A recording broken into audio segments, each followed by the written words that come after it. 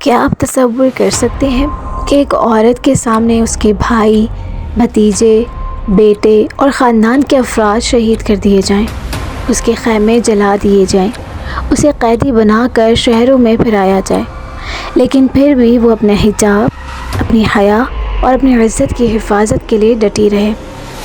کربلا صرف تلواروں کی داستان نہیں، کربلا صرف شہادتوں کا نام نہیں، کربلا حیا کا نام بھی ہے، اور جب حیا کا ذکر آتا ہے تو ایک نام سورج کی طرح روشن ہو جاتا ہے، حضرت زینب بنت علی۔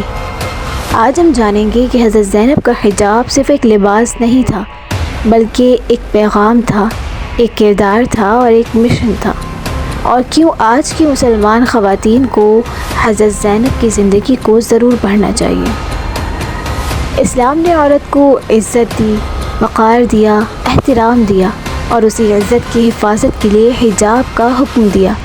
قرآن کریم میں اللہ تعالیٰ فرماتے ہیں، اور مومن عورتوں سے کہہ دیجئے کہ وہ اپنی نگاہیں نیچی رکھیں اور اپنی زینتوں کی حفاظت کریں۔ اسلام میں حجاب صرف کپڑے کا نام نہیں، حجاب نظریات کا بھی ہوتا ہے، حجاب گفتگو کا بھی ہوتا ہے، حجاب کردار کا بھی ہوتا ہے، اور جب ہم حجاب کے عملی نمونے کو دیکھتے ہیں تو حضرت زینب کا نام سامنے آتا ہے۔ حضرت زینب کون تھیں؟ حضرت زینب کوئی عام خاتون نہیں تھیں، آپ امیر المؤمنین حضرت علی کی بیٹی تھیں، آپ سیدہ فاطمہ الزہرا کی بیٹی تھیں، آپ رسول اللہ صلی اللہ علیہ وسلم کی نواسی تھیں، آپ امام حسن اور امام حسین کی بہن تھیں، گویا شجاعت علی کی، حیا فاطمہ کی، اور تربیت رسول اللہ صلی اللہ علیہ وسلم کی، سب ایک شخصیت میں جمع ہو گئی تھیں۔ حضرت زینب نے بچپن سے ایسا گھر دیکھا جہاں اللہ کی اطاعت سب سے بڑی چیز تھی۔ وہ گھر دنیا کا سب سے پاکیزہ گھر تھا، وہ گھر جس میں جبرائیل علیہ السلام آتے تھے، وہ گھر جس میں رسول اللہ صلی اللہ علیہ وسلم تشریف لاتے تھے، وہ گھر جہاں عبادت بھی تھی، علم بھی تھا اور حیا بھی تھی۔ اسی ماحول نے حضرت زینب کی شخصیت کو عظمت بخشی۔ آج دنیا حیا کو کمزوری سمجھتی ہے، لیکن اسلام حیا کو طاقت کہتا ہے۔ رسول اللہ صلی اللہ علیہ وسلم نے فرمایا، حیا ایمان کا حصہ ہے۔ حضرت زینب نے پوری زندگی ثابت کیا کہ باحیا عورت کمزور نہیں ہوتی، بلکہ وہ مشکل ترین حالات میں بھی اپنے اصولوں پر قائم رہتی ہے۔ پھر وہ وقت آیا جب امام حسین نے حق کا ساتھ دینے کا فیصلہ کیا، باطل کے سامنے جھکنے سے انکار کر دیا۔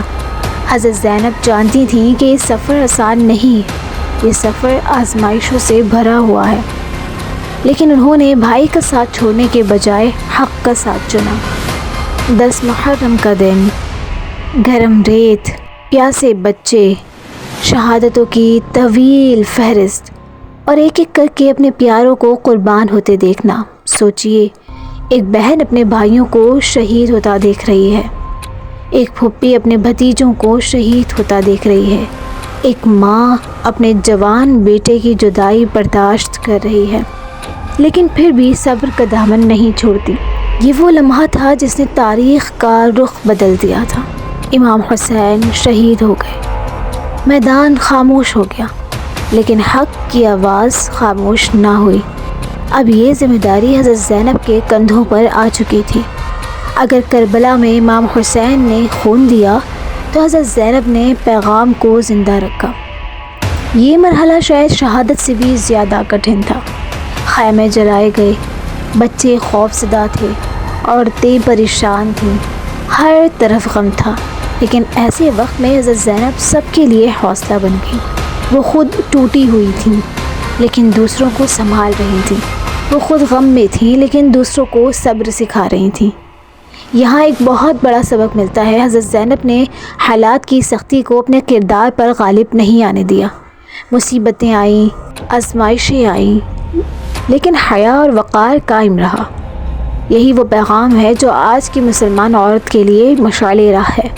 حجاب صرف آسان دنوں کے لیے نہیں ہوتا، اصل امتحان تب ہوتا ہے جب حالات مشکل ہوں۔ اگر لوگ آپ کے حجاب کا مذاق اڑاتے ہیں، حضرت زینب کو یاد کریں۔ اگر آپ کو لگتا ہے کہ پردہ مشکل ہے تو حضرت زینب کو یاد کریں۔ اگر آپ کو لگتا ہے کہ آپ اکیلی ہیں تو حضرت زینب کو یاد کریں، جنہوں نے کربلا کے بعد بھی اللہ کی رضا کو سب سے مقدم رکھا۔ کربلا ہمیں صرف یہ نہیں سکھاتی کہ حق کے لیے جان کیسے دی جاتی ہے، کربلا یہ بھی سکھاتی ہے کہ عزت کیسے بچائی جاتی ہے، حیا کیسے بچائی جاتی ہے، کردار کیسے بچایا جاتا ہے۔ آج اگر ہم حضرت زینب کو یاد کرتے ہیں تو صرف اس لیے نہیں کہ وہ ایک عظیم خاتون تھیں، بلکہ اس لیے کہ انہوں نے ہمیں بتایا کہ حالات کتنے ہی سخت کیوں نہ ہوں، ایک مومنہ کا وقار نہیں ٹوٹتا، اس کی حیا نہیں بکتی اور اس کا حجاب نہیں جھکتا۔ اللہ تعالی ہمیں حضرت زینب کے صبر، حیا، استقامت اور کردار سے سیکھنے کی توفیق عطا فرمائے، آمین۔ اگر آپ کو یہ ویڈیو پسند آئی ہو تو اسے ضرور شیئر کریں تاکہ حضرت زینب کے کردار اور حیا کا پیغام زیادہ سے زیادہ لوگوں تک پہنچ سکے۔ اپنے اور اپنے ایمان کی حفاظت کریں۔ انشاءاللہ ملتے ہیں نیکسٹ ویڈیو میں۔ فی امان اللہ۔